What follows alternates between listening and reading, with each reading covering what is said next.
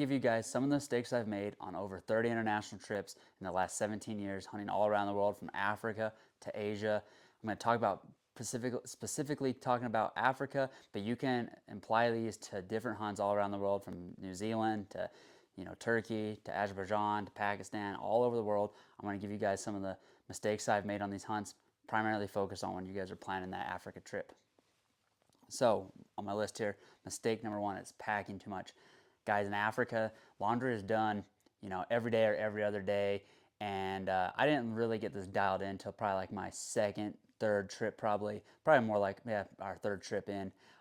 You don't have to pack the kitchen sink. Like I said, laundry is done every day or every other day. You don't have to take 30 pairs of pants, 40 pairs of shirts, two different pairs of hunting boots. Sometimes I pack separate ones, or sometimes I pack extra ones, but that's for hunts where you're going to be in the Cameroon rainforest. It's going to be super wet, and you might have to have your boots dry for a day or two. Packing two pairs or wearing a pair on the plane, and then packing a pair is always good, but don't overpack. I overpacked a lot on our first couple safaris. We took two duffel bags each. We were spending so much in overweight fees. We had so many different, luggages that we were packing to the airport. We looked like the Beverly Hillbillies going on vacation.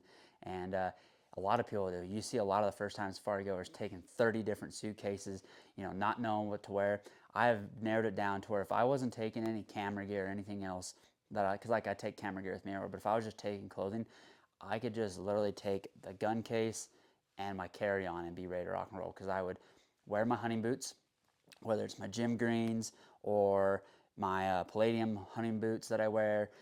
I could wear those, or I could put those in my check bag, or I could put them in the gun case, and then I would wear one pair of hunting clothes, and I'd pack two. I only take 3 pairs of hunting clothes with me, and I wear solid colors. I don't wear camo on safari, so I don't look like anything weird in the airport. I'm not sitting there in my brand new decked out, fully kitted, camouflaged, waiting to get on the airplane. I just wear solids, such as these colors here, and I'm ready to rock and roll. You can really break it down to where you're not taking a ton of gear. You don't need to be taking a ton of gear, because you can only wear so many pairs of pants. You can only wear so many shirts.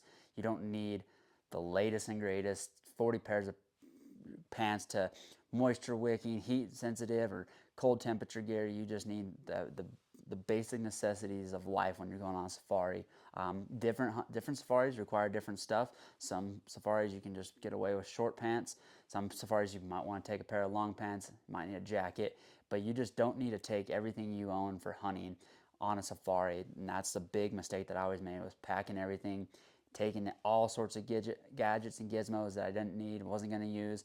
Keep it bare necessities, and that will make your hunt a lot more enjoyable. Makes traveling much easier, because you're not lugging 30 different things through the airport, and you're ready to rock and roll once you get there. If you're wearing a pair of hunting clothes and let's say your bags are delayed, you're still ready to rock and roll. All you got to do is maybe I pack usually some boxers and some shorts and sweats or whatever in my carry-on, in case bags don't show up, and you get these washed in camp. Next day you're ready to rock and roll, still a brand new set of clothes and ready to roll, and you're ready to go hunting. It doesn't delay you at all. So don't pack your kitchen sink. Keep your gear list short and sweet. Pack to a minimal, and you'll enjoy your safari much, much more. Let's see here. Note number 2 here is not taking notes. One thing that I wish I would have done for me is take notes earlier. Later on, I started doing a lot of note taking, whether it's on the cell phone here or on like a journal. It's journaling, taking notes of what the day brought to you, because these are memories that you can go back, whether you want to write a book later, magazine articles, or you just want to remember something. It's always cool to have notes to go back to and relive. Oh, that was the name of that place we stopped to while driving to camp to get a beer, or a place that we stopped to get food on the way, or that was the tracker's name. Certain things like that is cool to have in your notes. Or maybe they're telling you something cool about the area, like X amount of elephants are in this area and the quota is this, or we saw this species of bird. It's always nice to have the notes to be able to look back on. And I really regret not taking notes earlier in my career of hunting international, and especially on safari. But as it got on, I have so many notes now on my phone that it's cool that when I'm telling a story, I can go back and say, yeah, dude, so when we were hunting this, this ibex in Turkey, this is the places we stayed at, this is how many we saw that day. Or, when we were in the Caprivi Strip, we would see so many different buffalo a day, or so many different elephants, and it was just cool that way to go back to the notes and be able to read off those notes. And now that I'm starting to write more articles and working on publishing a book here in the near future, it's cool to go back to those notes because it refreshes my memory, and I can almost relive that hunt and that scene in my mind throughout those notes. Because especially on like the bongo hunt I did 2 years ago, I would take notes, as we're driving. I would, if it was like midday, I'd update on my phone, and then at night I'd update, kind of what we did through the day, what we saw, how the process went. And it was really cool to, now that I'm working on some articles for that, I can go back in and it's like, oh, easy. My notes are rough draft. Then I can go in and fine tune and critique that for these stories and stuff that I'm writing. But also, again, it makes me be able to relive those memories, the notes that I have. I can remember people's names, landing strips for charter flights, um, different types of trees that we see, different types of birds, butterflies, anything like that throughout the safari. It's really cool to have notes on it. So I suggest you guys take some notes, and whether or not you're going to write a book, whether or not you're writing articles, taking notes just helps you relive those memories later on in life. Let's see what I got here for number 3. Not taking enough photos. This was big on our first 2 safaris, even into our 3rd safari, and even our first trip to New Zealand, second trip to New Zealand. Like those first 5 international trips, we did not take enough photos, even with having a camera guy on there. I don't think, and that's not to delude the camera guy that we had, but I just don't think everyone thought of taking enough photos of the daily actions, the camp life. Even when you have a trophy on the ground, like take more photos. I take, right now on any given trip, whether it's to Asia, Africa, even here in North America, I take the same amount of photos probably in one day that we would take on 5 days on another hunt. I'm always snapping photos with my cameras, with my iPhones. Just take photos. Take pictures of what you eat. I love taking pictures of what I eat on these hunting trips because it's cool to be able to share them with somebody or look back on them. Whether you post any of this on social media or anything like that, it's cool to have these memories to share with family. You might be sitting around having a 4th of July barbecue or a Christmas party and hanging out and be like, dude, check out what we saw that, on day 6 of the safari in Cameroon. Check out that gorilla that we saw. Or it's just cool to be able to have the photos and the memories because they far outlive you. Your family will enjoy them for the rest of their lives, and you can share them with so many people to show the experience, showcase what you saw, showcase the goods and bads of the trips. Whether it's the lack of good food in Tajikistan, the crazy car ride in Tajikistan, or the amount of great food in South Africa. It's just the difference in photos and the amount of photos you can take. It's so incredible. And then also on the photo side of things, when you're doing your trophy photos, especially on animals like the mountain owl, the bongo, the bezoar ibex, certain key species that are up there in cost and they're limited in quota, like the really memorable stuff that you're probably going to life size, the best thing to do is take more photos because then you can come back to your taxidermist and give him a reference of what that animal looked like on the ground. By them having the photos of that, they can recreate, a lot of things, take photos of scenery that's, there where the animal's taken, because then they can put their magical skills to work rebuilding that habitat to match what your scene looked like. Even on shoulder mounts, or pedestal mounts, just take more photos because if maybe there's a scar above the eye of the kudu, and in a tanning process, maybe they think, well, maybe that was a cut and they repatch it. If you show them, hey, that was there before, I want to look at this, they can make sure it's back to that scar above the eye or whatever. They can recreate all those fine details that they can get out of the pictures that you take while the animal's on the ground in front of you. I think pictures are key. Video is key. If you can hire a camera guy to go on the hunts with you, whether he's, in South Africa or Asia or anywhere in the world, having a camera guy there helps you relive those memories. Phones are good. You doing the photos yourself is great, but having someone else there to take a little bit of that work away from you and capture behind the scenes stuff of, in action moments instead of, it's just different to have someone there. And I highly recommend, if you can afford it, to have a camera guy there with you, and then also take your own photos too, because you're getting different perspectives than the camera guy. It's just really neat to be able to have so much content at the end of the safari or end of the hunting trip to go back and relive, share, do whatever you want with, because it's cool just to have the memories with you. Let's go here and let's see what I got here. Having too high of expectations, especially nowadays with social media. I I don't really fall into, like, I've experienced it, but this is a mistake I see a lot of people doing it. Luckily, I went through a lot of hunts before the era of social media and before, everyone seeing everyone else's success. So I kind of was able to just pass it by as okay, that's a fad kind of going on. But a lot of people expect too much when they go on these hunts. They expect too much before they get there. And when you go on a hunt, like especially the South Africa plains game hunt, and you get there and your expectations are too high, and maybe it rains one day and you can't get out because it's super muddy, it's super nasty. Maybe bags are delayed, a day. Maybe your shooting's not as good. When you have too high expectations, like you see someone's perfect world of their social media and they're going through and they have, at the end of safari, 14 animals, and every day they're just showing the highlight reel of, oh, I shot this, shot this, shot this, but they don't show you, oh, I missed this, missed that. The truck broke down for a little bit. We had a flat tire. They don't show you guys not the bad parts, but the downsides, I guess. They only show you the highlight reels. And I went through this on a whole separate video of having too high expectations and what your expectations should be on a safari. But I just believe in going in open-minded, not having super high expectations. Sure, if you're on a bongo hunt, you expect to get a bull, but still, hunting is hunting, and it's not killing. Hunting's hunting. Things happen. Weather delays you. You don't find the tracks of the bongo. You don't find a big bull. You might miss. Certain things happen, and that is hunting. Remember, hunting is why you're there. The experience. It's not there just to bang, bang, bang, put trophies in the salt. If you're going into a safari with that attitude, or any hunt with that attitude, I really think you're doing it for the wrong reasons. I think you're trying just to impress people that don't need impressing. And that brings me to my second part. That's on my notes, but I already knew what was going on there. My other thing is going on hunts just to impress other people or fit in with my friends that are friends. It's funny how the people that you try to fit into as a friend group, they're no longer your friends after a few years. There's several folks that I'm not friends with anymore that I did hunts just to try to fit in and impress them. Like, they were stuff that I wanted to do, but I did them sooner than I should have. Like, I should have focused more on some stuff in Africa.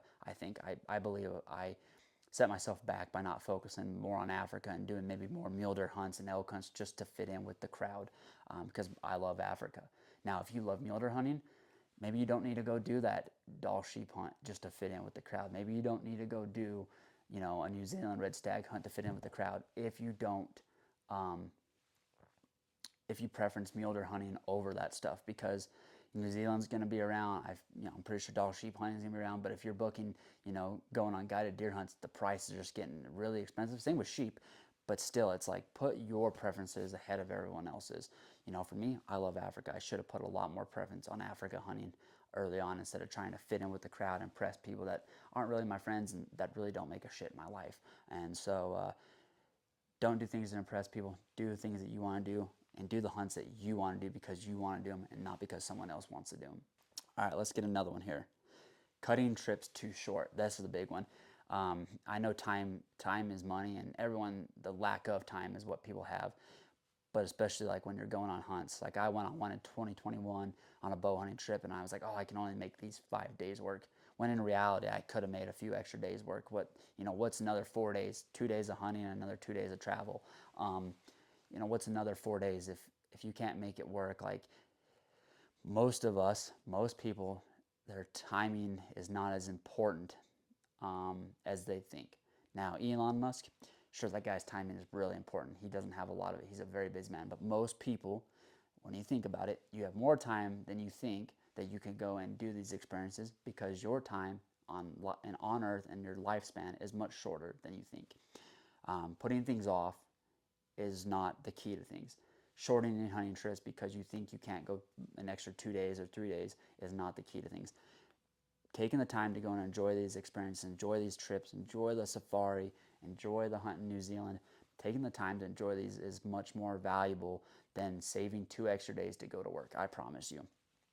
Hands down, by shortening your trip those 2 days, you'll regret it. You rush things in there too much, and maybe you don't get a species or two that you want. You didn't get experience, going to this other farm or going to this other place or even going to a restaurant maybe on the way back because you were rushed. That is a big thing. Just don't rush it. Don't cut your safaris too short. Again, time is money. I understand that. But your time span on life is very short, minute, and you want to enjoy it. You want to have those experiences. So don't cut your hunts too short. Do a proper hunt. For me, the minimum that I recommend anyone do on a plains game hunt, 7 days in South Africa minimum.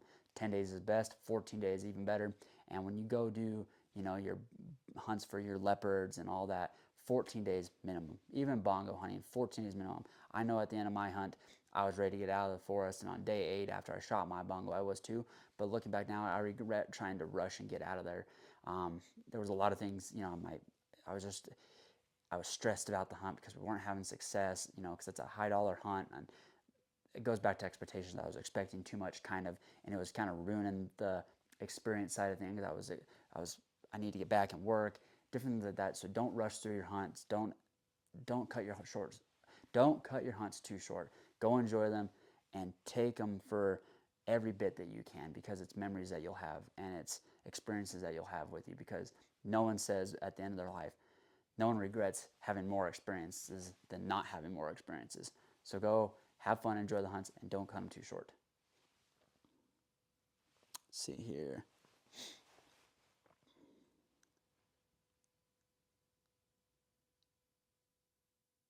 Oh, here's a good one. Didn't start reading books sooner. This is the thing I regret, and a mistake I made, is educating myself on the areas, educating myself on the cultures, just not reading books about the trips that I'm going on. Because I think it's cool now, because I really love to read. In the past year and a half, I've really gotten to reading. But when I was younger, I really didn't like reading. Even hunting books, I didn't like reading. I'd thumb through the photos and whatnot.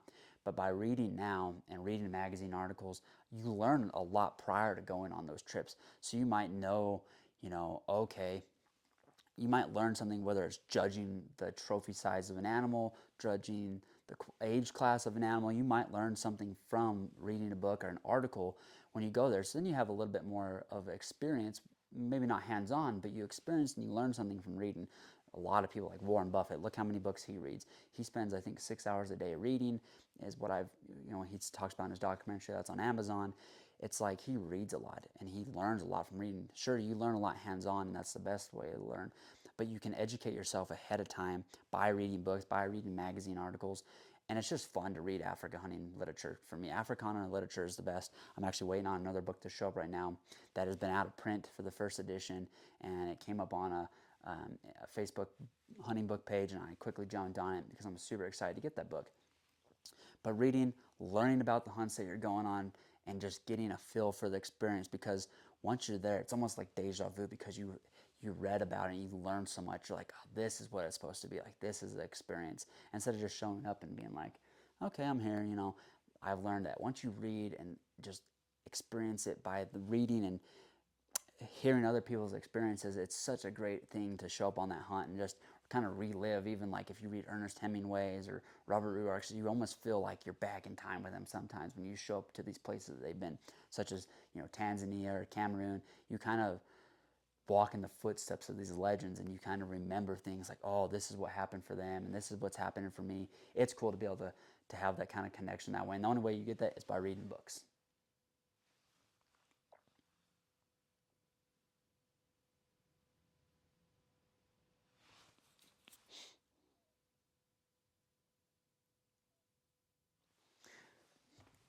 The final one I want to talk about is something that, again, like, I don't experience it lately. I probably did a little bit on the first few ones, but that's guiding the guide, and I see this a ton.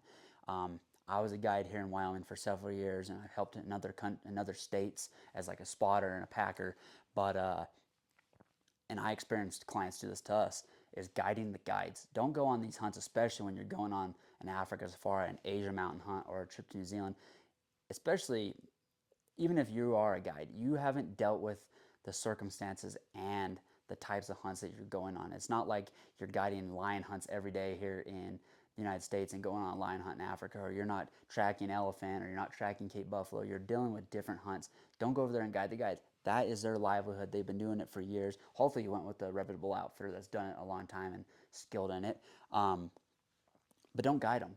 That's their job. You are paying them to do this. So why are you trying to work harder to, oh, we got to do this, or this should be done this way? No, go there, enjoy it, soak in the experience, and let them do their job. That is their job. That's what they're paid to do. That's their livelihood.